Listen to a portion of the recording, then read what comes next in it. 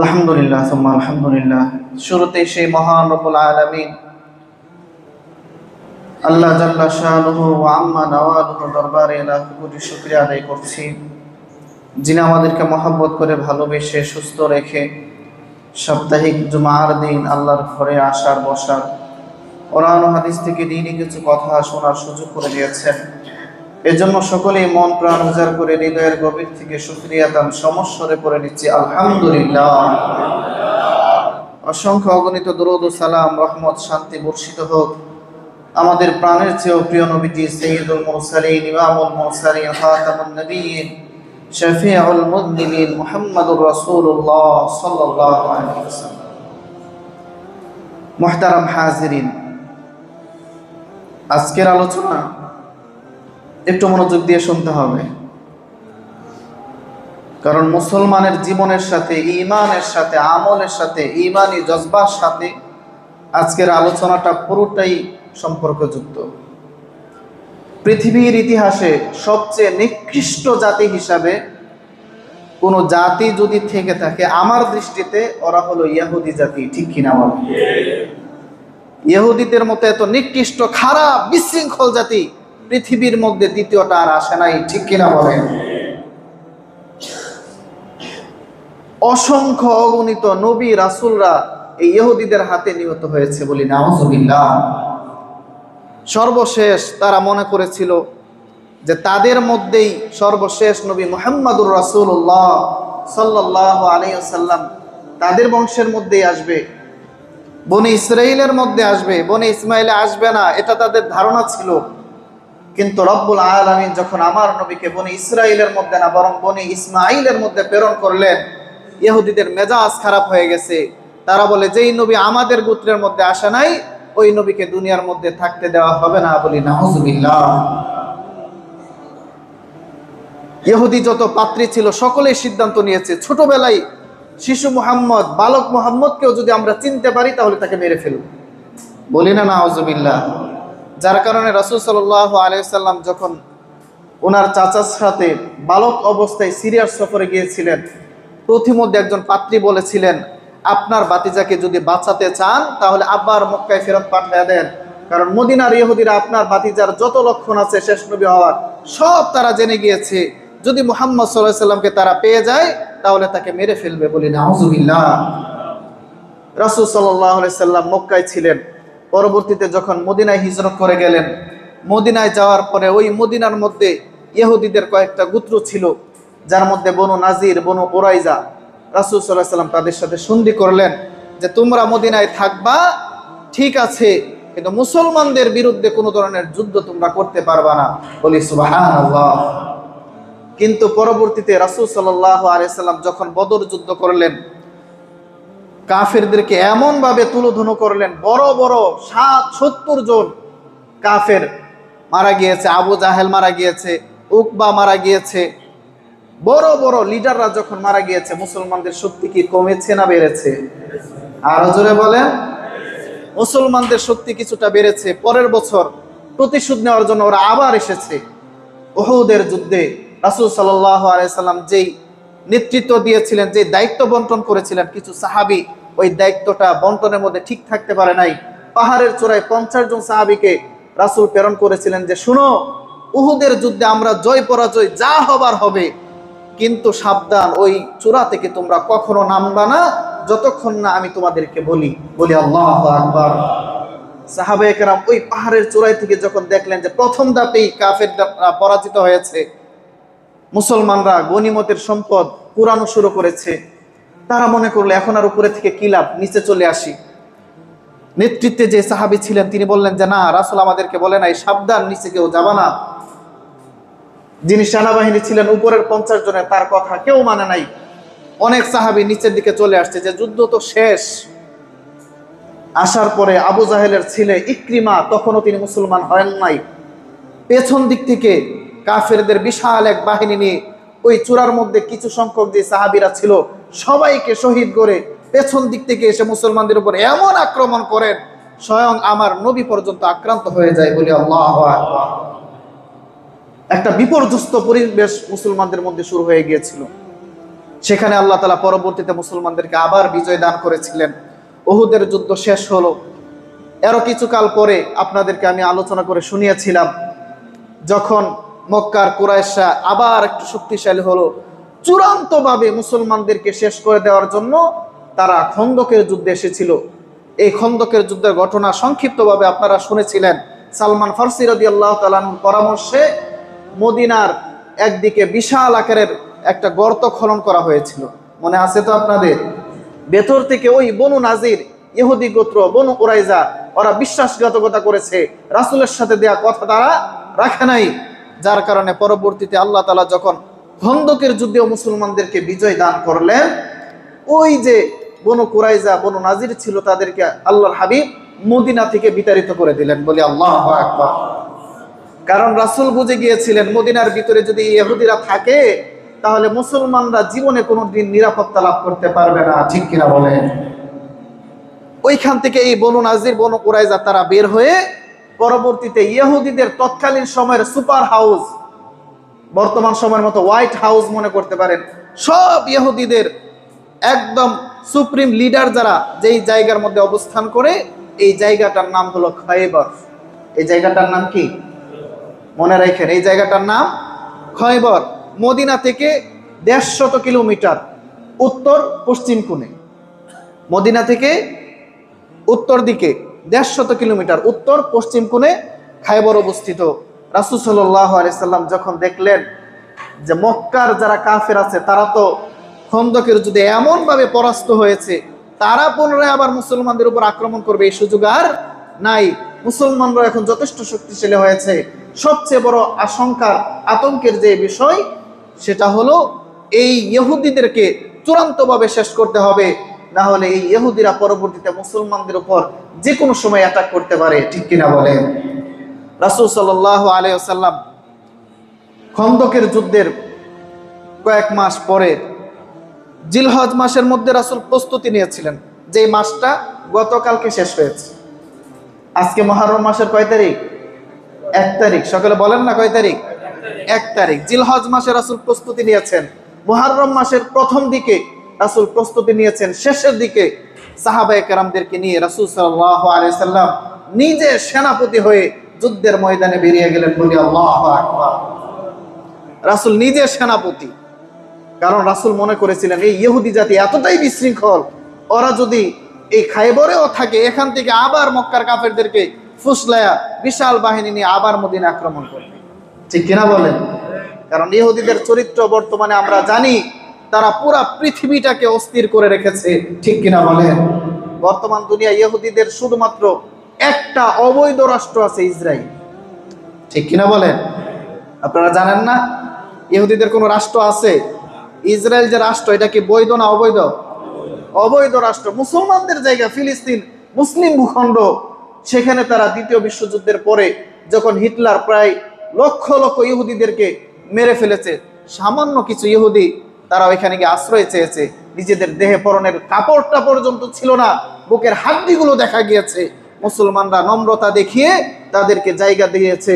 পরবর্তীতে এই ইহুদিরা বর্তমানে সে ফিলিস্তিনে, গাজাতে লক্ষ লক্ষ মুসলমানদেরকে তারা শহীদ করে দিচ্ছে, ঠিক কিনা বলেন?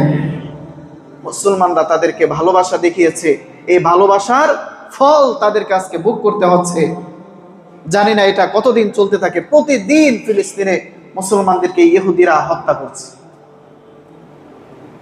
রাসূল সাল্লাল্লাহু আলাইহি ওয়াসাল্লাম যখন দেখলেন যে খায়বরের সেই প্রান্তরে তারা একত্রিত হচ্ছে, যে কোনো সময় তারা পাল্টা আক্রমণ করতে পারে, রাসূল এটাকে আশঙ্কা করে আগে থেকেই তাদেরকে পরাজিত করার জন্য রাসূল নিজে সেনাপতি হয়ে জিহাদের ময়দানে বের হয়ে গেলেন, বলে আল্লাহু আকবার। ওই সময়ও মুনাফিক মুসলমানদের ভিতরে আছে না নাই? আরো জোরে বলেন না, আছে না নাই? মুনাফিক সব সময় মুসলমানদের ভিতরে, দাড়ি টুপি পাঞ্জাবি সব আছে, তারপরে মুসলমানদের ভিতরে থেকে মুসলমানদের সাথে গাদ্দারি করে। এরকম নামদারে মুসলমান বর্তমানে আমাদের মাঝেও আছে না নাই?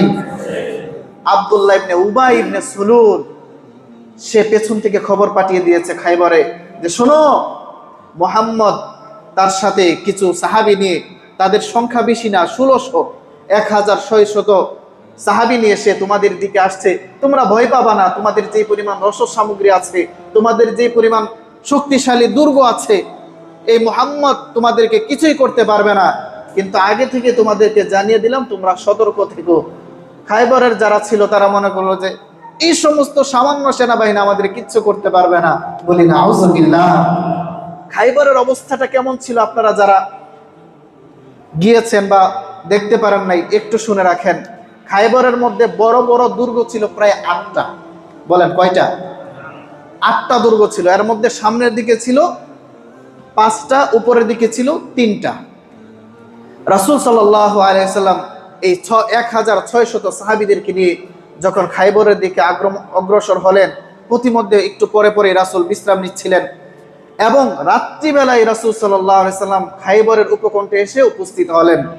দেখেন, জিহাদ, যুদ্ধ, ইসলামী খেলাফত প্রতিষ্ঠার জন্য রাসূল সাল্লাল্লাহু আলাইহি সাল্লাম অবকাঠামো দিয়েছেন, নিয়ম দিয়েছেন।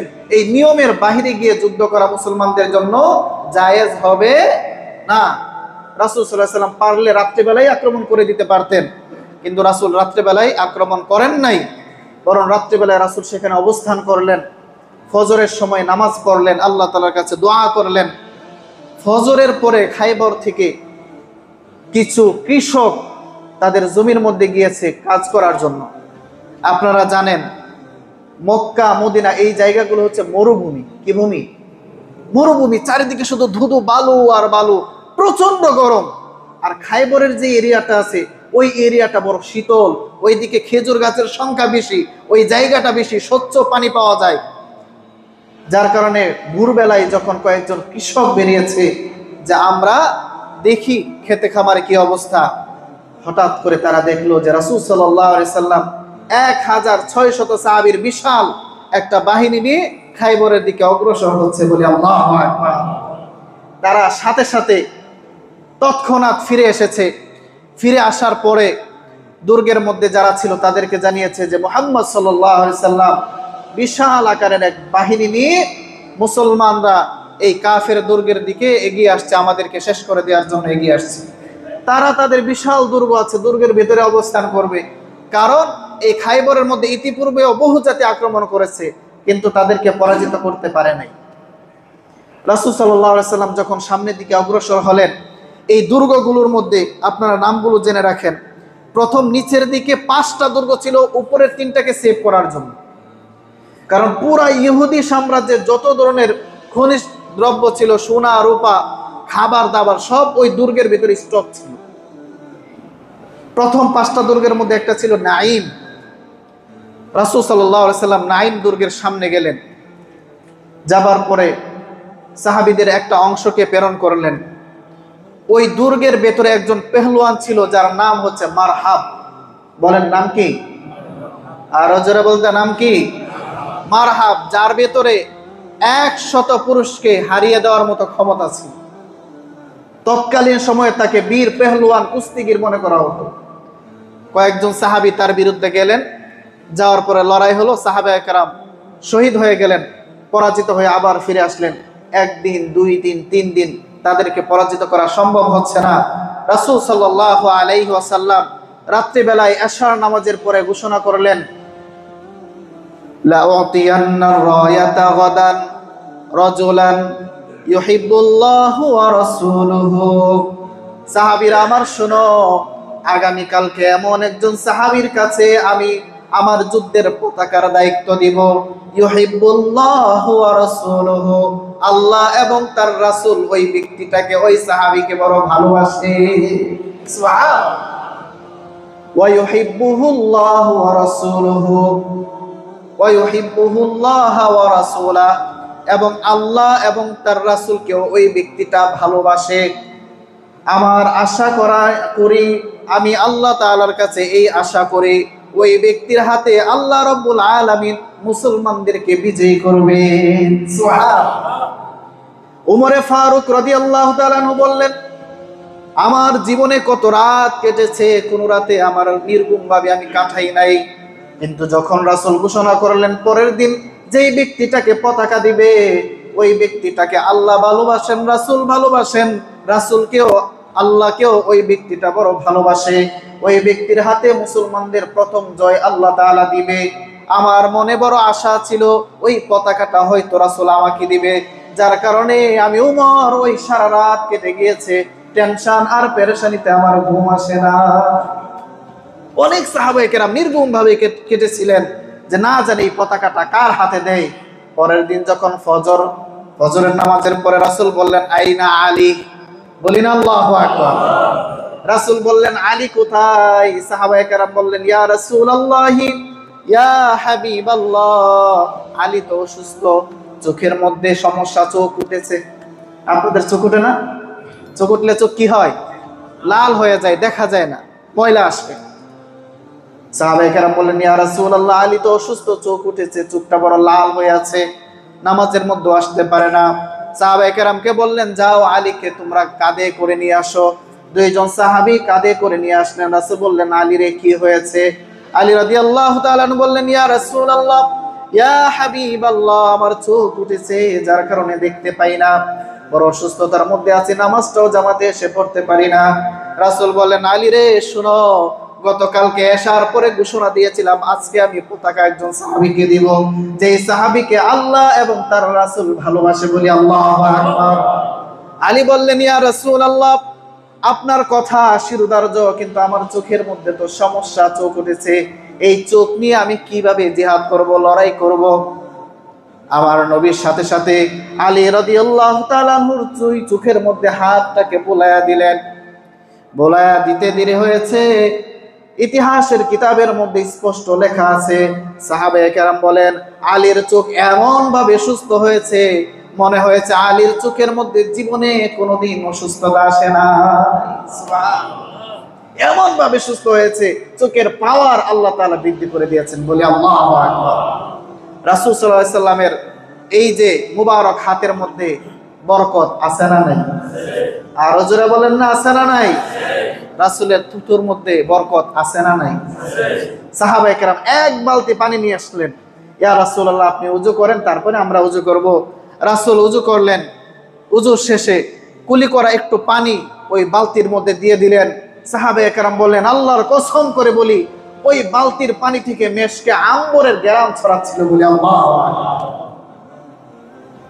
রাসূল সাল্লাল্লাহু আলাইহি সাল্লাম যখন চোখের মধ্যে এরকম ভাবে হাত বুলিয়ে দিলেন, একদম সুস্থ হয়ে গেলেন। আলী রাদিয়াল্লাহু তাআলা আনহু এবার বললেন ইয়া রাসূলুল্লাহ, আল্লাহর কসম করে বলছি যতক্ষণ পর্যন্ত এই দুর্গের নাইম দুর্গের সকল কাফের ইহুদিরা মুসলমান না হবে ততক্ষণ পর্যন্ত আমি আলী জিহাদ চালিয়ে যাব, বলি আল্লাহু আকবার। রাসূল বললেন আলী রে জিহাদ করবা পরে, আগে ইসলামের কালিমার দাওয়াত দিবা, আগে আত্মসমর্পণের আহ্বান করবা, আগে তাদেরকে সন্ধি করার সুযোগ দিবা।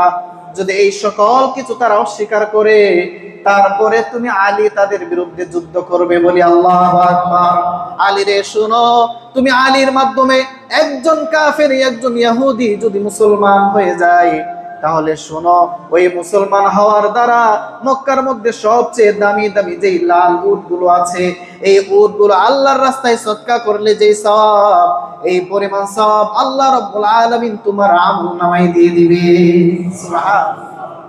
আলী রাদিয়াল্লাহু তাআলা সাহাবীদের একটা বাহিনী নিয়ে ওই নাইম দুর্গের সামনে গেলেন। যাওয়ার পরে ভেতর থেকে মারহাব বীর দৌড় এগিয়ে এসেছে আর বলতেছে কে এসেছো? আলী রাদিয়াল্লাহু তাআলা বললেন আমি আলী। মারহাব বললেন আলী রে শোনো, তোমাকে আমি ভালো করেই চিনি, তুমি হলা খাটো মানুষ, তোমার সাথে আমি লড়াই করতে চাই না, যদি লড়াই করি তাহলে আমার বদনাম হবে। নাউজুবিল্লাহ বলবেন না? আমার বদনাম হবে, তোমার সাথে আমি বীর পেহলওয়ান কুস্তিগীর, তোমার সাথে আমি লড়াই করব না, বরং তোমাদের মধ্যে শক্তিশালী সাহাবী যারা আছে তাদেরকে নিয়ে আসো। আলী রাদিয়াল্লাহু তাআলা বললেন শোনো, একটা কবিতা তিনি আবৃত্তি করতেছিলেন। মারহাব শোনো, আমার মা আমাকে জন্ম দিয়েছে, আমার নাম হচ্ছে আলিয়ে হায়দার। আল্লাহু আকবার। আমার নাম কি? আলিয়ে হায়দার। আমি যখন লড়াইয়ের ময়দানে নেমে পড়ি শত্রুকে মৃত্যুর ঘাট উতরানো পর্যন্ত আমি আলী কখনো থামি না। এই কথা বলার পরে আলী রাদিয়াল্লাহু আনহু বললেন ঠিক আছে এবার তুমি আক্রমণ করো। মারহাব বলতেছে যে না তুমি আগে আক্রমণ করো। আলী রাদিয়াল্লাহু তাআলা শোনো, ইসলাম মুসলমান আগ বাড়িয়ে কোনোদিন আক্রমণ করতে যায় না, ঠিক কিনা বলে? মুসলমানদের উপর যখন আঘাত আসে মুসলমান সেটা কোনোদিন সহ্য করতে পারে না, ঠিক কিনা বলে? মারহাব এবার তার যত ধরনের যুদ্ধ কৌশল আছে, সামরিক যত ধরনের কৌশল আছে, সব কৌশল ব্যবহার করে আলীর উপর আক্রমণ শুরু করেছে। আঘাত করতে দেখায় মাথার উপরে, করে পায়ের দিকে, ইশারা করে পায়ের দিকে, আঘাত করে মাথার দিকে।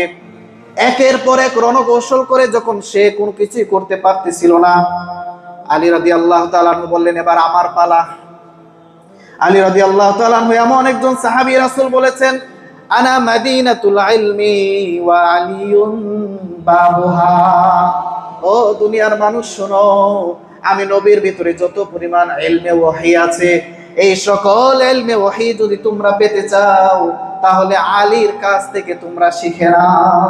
সুবহানাল্লাহ। যে আলীর ভিতরে ইলমের এই পরিমাণ পাওয়ার আছে, ওই আলীকে পৃথিবীর কোন মানুষ পরাস্ত করতে পারে নাকি? আরো জোরে বলেন না পারে? সব কৌশল ওনার জানা আছে। এমন ভাবে উনি মারহাবের উপর আক্রমণ করলেন, তার দেহটা দুই টুকরা হয়ে মাটির সাথে পড়ে গেছে, বলে আল্লাহু আকবার। এক আঘাতে দুই টুকরা, ওনার তলোয়ারটা মাটির সাথে গেঁথে গেছে। মারহাব যখন শেষ, সাথে সাথে নাইম দুর্গটা মুসলমানদের কবজায় চলে এসেছে, বলি আল্লাহ। তাহলে আর বাকি আছে কয়টা দুর্গ? আরো বাকি আছে কয়টা? মোট হচ্ছে 8টা। এর মধ্যে বাকি আছে এখন কয়টা? তাহলে 7টা। আর নিচের দিকের 5টার মধ্যে এখন বাকি আছে কয়টা? 4টা। রাসূল সাল্লাল্লাহু আলাইহি সাল্লাম এই দুর্গ জয় করার পরে 2 নম্বর যে দুর্গ আছে, সাব বিন মুআজ তেলা বা হিসনে সাহাব ইবনে মুআজ, ওই দুর্গের মধ্যে গেলেন। সেখানে যাওয়ার পরে ওই জায়গাটাও সহজে আয়ত্ত করা যায় না, কারণ আপনারা যারা খায়বরে যাবেন বা গিয়েছেন, বিশাল আকারের উঁচু উঁচু পাহাড়ের উপরে শক্ত পাথর দিয়ে নির্মিত। সাহাবায়ে কেরাম নিচের দিকে, উপর দিক থেকে তীর নিক্ষেপ করলে সাহাবায়ে কেরাম পেছনে এসে অবস্থান করতে হয়। 3 দিন পর্যন্ত সেটাকে অবরুদ্ধ করে রাখার পরে আল্লাহ তাআলা ওই দুর্গটাও মুসলমানদের কবজায় দিয়ে দেন, বলে আল্লাহু আকবার। 2 নম্বরে গেল। 3 নম্বর যখন হিসনে জুবায়ের, ওইটার মধ্যে গেলেন, ওইটারও সেম অবস্থা। প্রথম দিন হলো মুসলমানরা পারে নাই, দ্বিতীয় দিন, তৃতীয় দিন, চতুর্থ দিন মুসলমানরা একদমই পারছে না। ভেতর থেকে গোয়েন্দা, মুসলমানদের তৎকালীন সময়ে গোয়েন্দা ছিল কি ছিল না? আরো জোরে বলেন না, ছিল কি ছিল না? বর্তমান দুনিয়াতে যেই দেশের, যে রাষ্ট্রের গোয়েন্দা শক্তি যত বেশি, ওই রাষ্ট্রটা তত বেশি পাওয়ারফুল, ঠিক কিনা বলেন? বর্তমানে পাওয়ারফুল গোয়েন্দা সংস্থার মধ্যে একটা হলো মোসাদ, ঠিক কিনা বলেন? নাম শুনছেন আপনারা? ইসরায়েলের গোয়েন্দা সংস্থা মোসাদ। ওরা এই যে ইরানের সাথে গত কয়েকদিন যুদ্ধ হলো, শেষ পর্যন্ত লেজ গুটিয়ে পালাতে বাধ্য হয়েছে, ঠিক কিনা বলেন? কারণ ইরানের হাতে পাওয়ারফুল মিসাইল ছিল, ব্যালিস্টিক মিসাইল, হাইপারসোনিক মিসাইল, যার কারণে ওরা দেখেছে এই যুদ্ধ যদি চলতে থাকে, ইরানের যে প্রেসিডেন্ট, উনি জীবনেও হার মানবে না।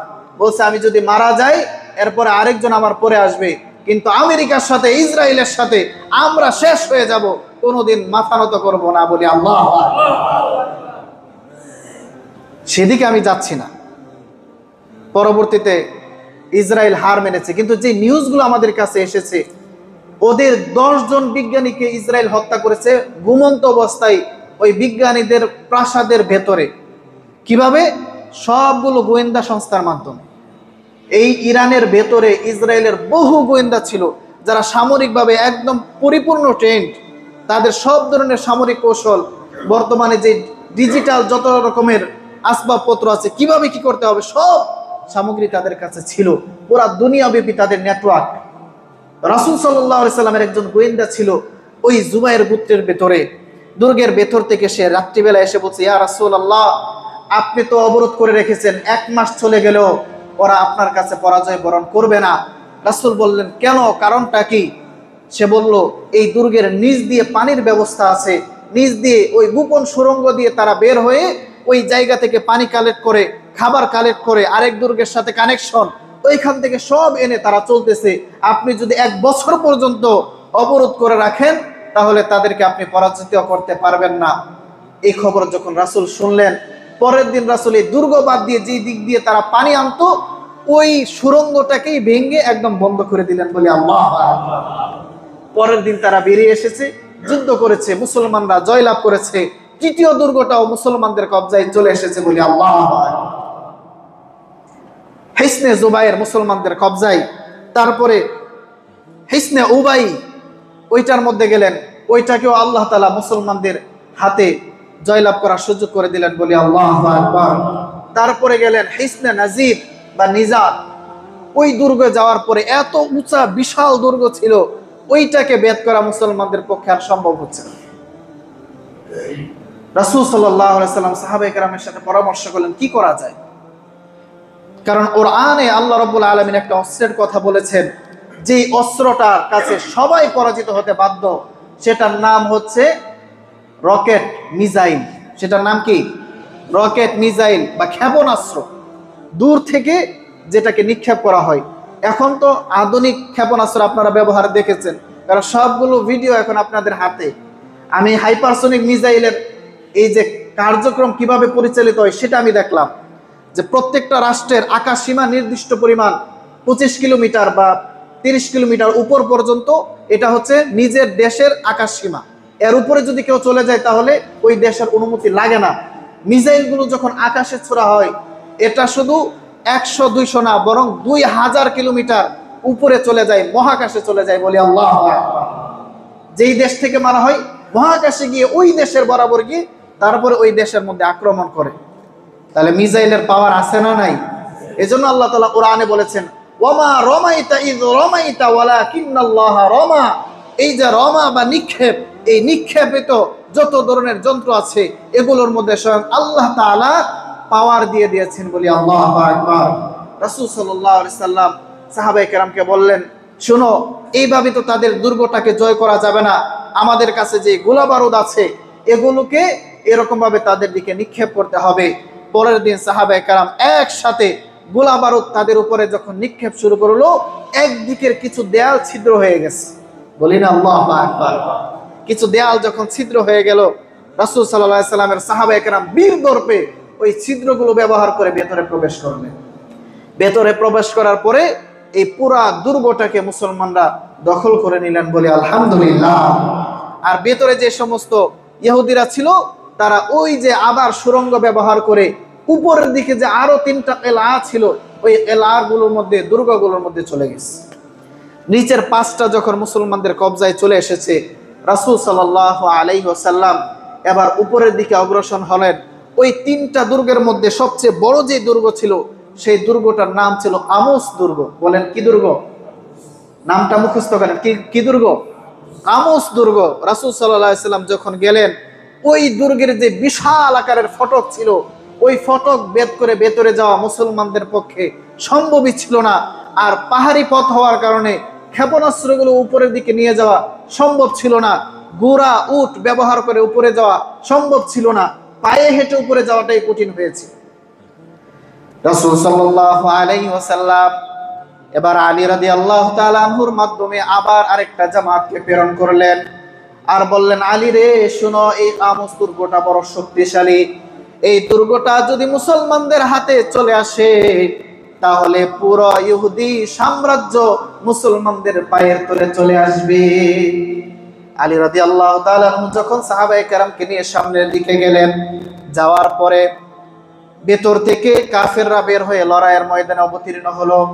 আলী রাদিয়াল্লাহু তাআলা তার জুলফিকার তরবারি ব্যবহার করে এমন ভাবে কাফেরদের উপর আক্রমণ করলেন, কাফেররা পিছু হটতে বাধ্য হয়েছে বলি আল্লাহু আকবার।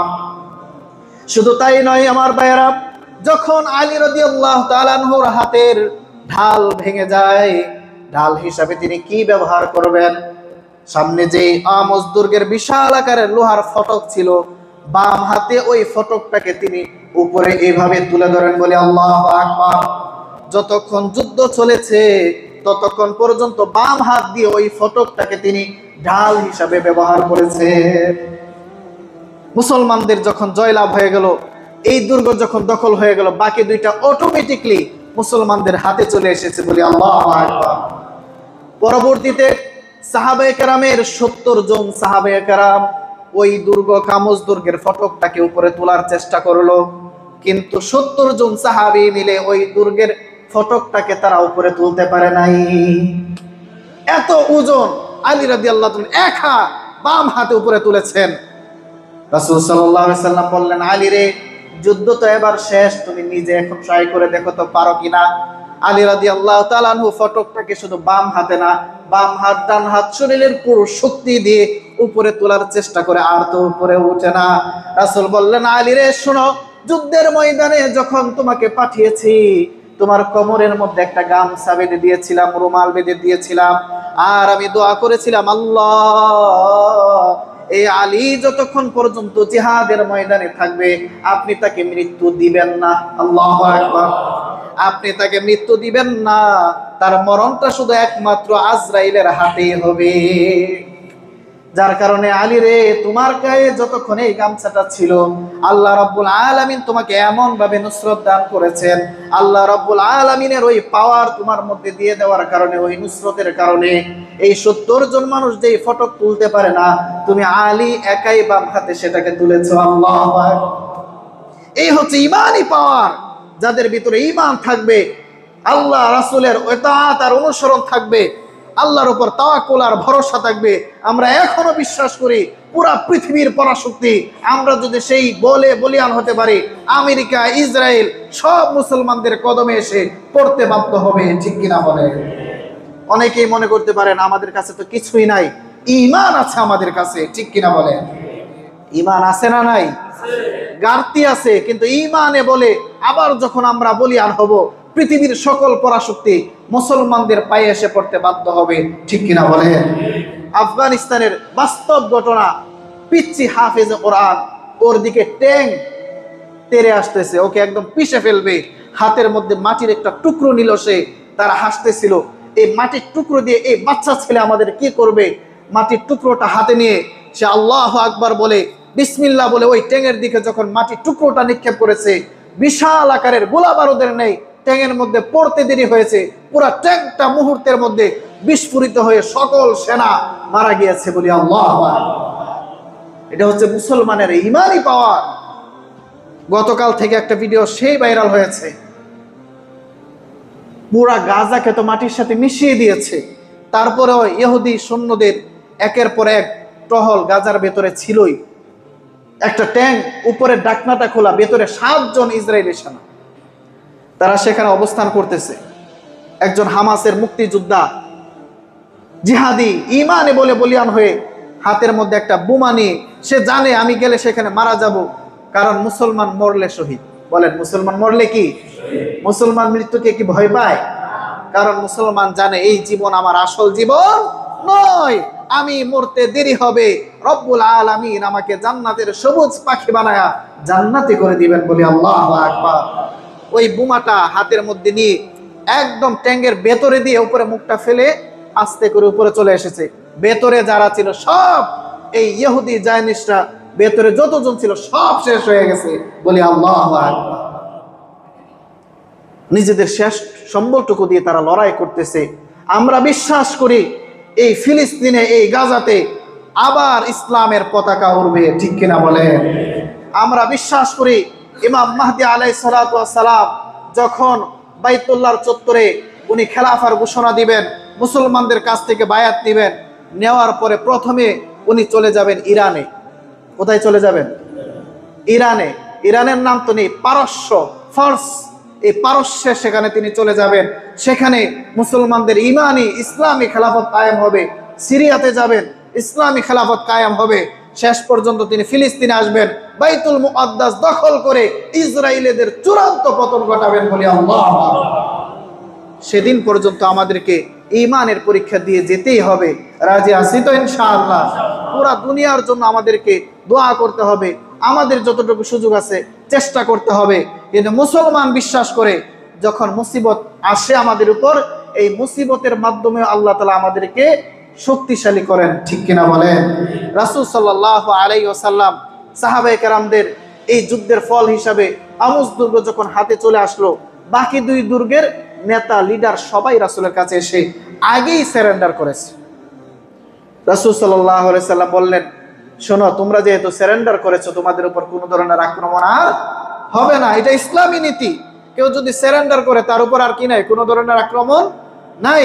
ইসলামের যতগুলো যুদ্ধের ইতিহাস আমি পড়েছি, আপনারা পড়বেন, কোনো জায়গায় জিহাদের ময়দানে মহিলাদের উপর, শিশুদের উপর, বাচ্চাদের উপর, বৃদ্ধদের উপর কোনো ধরনের আক্রমণ মুসলমানরা করে নাই, ঠিক কিনা বলেন? অথচ বর্তমান বিশ্বের যুদ্ধের নিয়মই হলো মহিলারা, শিশুরা সবচেয়ে বড় টার্গেটে থাকে, ঠিক কিনা বলেন? কারণ ফিলিস্তিনে এই পর্যন্ত প্রায় 50 থেকে 55 হাজার মুসলমান শহীদ হয়েছে, বলি আল্লাহু আকবার। এর মধ্যে প্রায় 25 থেকে 30-এর উপরে হচ্ছে নারী আর শিশু। বাছাই করে করে তারা নারীদেরকে, শিশুদেরকে শেষ করে দিচ্ছে, কারণ জানে আজকের শিশু আগামীর যোদ্ধা। এজন্য শিশুগুলোকেই তারা শেষ করে দিচ্ছে।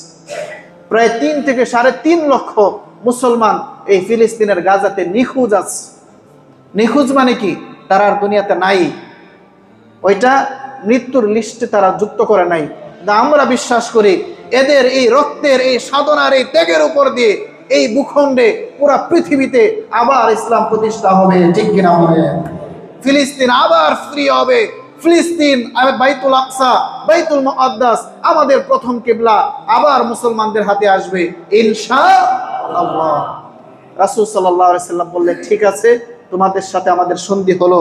যেহেতু তোমরা এই খাইবরে থাকো, সব কিছু তোমাদের জানাশোনা আছে, খেজুর গাছ সম্পর্কে তোমাদের জানাশোনা আছে, পুরো এরিয়াটাই তোমাদের ভালো করে জানাশোনা আছে, তাহলে তোমাদের সাথে এই মর্মে সন্ধি হতে পারে, তোমাদের যত ধরনের খনিজ দ্রব্য আছে, যত ধরনের চাল ডাল আছে, খেজুর আছে, সোনা রূপা আছে, এগুলো অর্ধেক, প্রত্যেক বছর যে উৎপাদিত ফসল হবে অর্ধেক মুসলমানদেরকে কর দিতে হবে, বলি না আল্লাহু আকবার। সাহাবায়ে কেরাম বললেন, এই হুদায়বিয়ার খাইবরের যুদ্ধের আগে মদিনায় আসার পরে কোনোদিন আমরা পেট ভরে খাবার খেতে পারি নাই। খাইবরের যুদ্ধ বিজয়ের পরে আমরা পেট ভরে খাবার খেয়েছি, বলি আল্লাহু আকবার। এই যুদ্ধের মাধ্যমে সামগ্রিকভাবে, অর্থনৈতিকভাবে আল্লাহ তাআলা মুসলমানদেরকে বিশাল আকারের একটা জয় দিয়ে দিলেন। অর্থনৈতিকভাবে মুসলমানরা বড় শক্তিশালী হয়ে গেল। আল্লাহর হাবিব সাল্লাল্লাহু আলাইহি ওয়াসাল্লাম যে সমস্ত নারীরা বন্দী হয়েছিল তাদেরকে এরকম দাসী বানায়া মুসলমানদের সাথে করে এরকম মদিনার মধ্যে নিয়ে আসেন। তাদের মধ্যে একজন ছিল সাফিয়া রাদিয়াল্লাহু তাআলা আনহা। ওনার স্বামী মুসলমানদের সাথে বিশ্বাসঘাতকতা করার কারণে তাকে হত্যা করা হয়েছিল। এখন স্বামী নাই, ওনাকে রাসূল সাল্লাল্লাহু আলাইহি ওয়াসাল্লাম নিয়ে আসেন। আসার পরে দেখেন ইসলাম যখন গনিমত পায়, এই গনিমত পাওয়ার পরে গনিমতের মধ্যে যে দাস দাসী থাকে এগুলোর উপরেও ইনসাফ করা হয়। সাফিয়া রাদিয়াল্লাহু তাআলা আনহার স্বামী মারা গিয়েছে, স্বামী ছাড়া একটা মহিলা কি থাকতে পারে? কথা বলেন না, থাকতে পারে না। রাসূল সাল্লাল্লাহু আলাইহি ওয়াসাল্লাম পরবর্তীতে সাফিয়া রাদিয়াল্লাহু তাআলা আনহাকে বিবাহ করেন এবং স্ত্রীর মর্যাদা দিয়ে ওনাকে সম্মানিত করেন, বলি আল্লাহু আকবার। আমার ভাইরা, এই যুদ্ধ থেকে আমরা যেটা জানতে পারি সেটা হলো রাসূল নিজে সেনাপতি হয়েছেন। প্রয়োজন পড়লে নিজের ঈমান, ইসলাম, কোরআনের উপরে কোনো আঘাত আসলে মুসলমান কোনোদিন ঘরে বসে থাকবে না, ঠিক কিনা বলেন? আমরা বিশ্বাস করি আমরা নম্র, ভদ্র, আমরা শান্তিপ্রিয়, কিন্তু যখন কোরআনে হাদিসে আমাদের ভূখণ্ডে কোনো ধরনের আঘাত আসবে আমরা সেদিন ঘরে বসে থাকবো না, ঠিক কিনা বলেন? আমাদের ভিতরে এই স্পৃহা আছে তো ইনশাআল্লাহ? আল্লাহ রব্বুল আলামিন আমাদেরকে সেই ঈমানি বলে বলিয়ান হয়ে মৃত্যু পর্যন্ত থাকার তৌফিক দান করুন, সকলে বলে আমিন। নিজেদের ভিতরে ঈমানি স্পৃহা, ঈমানি জিহাদি তামান্না সবসময় লালন করতে হবে। রাজি আছেন তো ইনশাআল্লাহ? গত জুমায় বলেছিলাম, যার ভিতরে ঈমানি জিহাদি জজবা না থাকবে ওই ব্যক্তিটা যদি মারা যায়, রাসূল বলেন ওই ব্যক্তিটা মুনাফিক হয়ে মারা গেল, ঠিক কিনা বলেন? এজন্য আমরা নিজেরা শারীরিক মানসিকভাবে প্রস্তুত থাকব। আমাদের মুসলিম ভাই যারা নির্যাতিত হচ্ছে তাদের জন্য বেশি করে দোয়া করব। আল্লাহ তাআলা এই খাইবরের যুদ্ধ থেকে শিক্ষা নিয়ে আমাদেরকে পরিপূর্ণভাবে ঈমানে বলে বলিয়ান হওয়া, রাসূলের সেই সুন্নাহকে আঁকড়ে ধরার তৌফিক দান করেন, সকলে বলে আমিন। ওয়া আখিরু দাওয়ানা আনিল হামদুলিল্লাহি রাব্বিল আলামিন।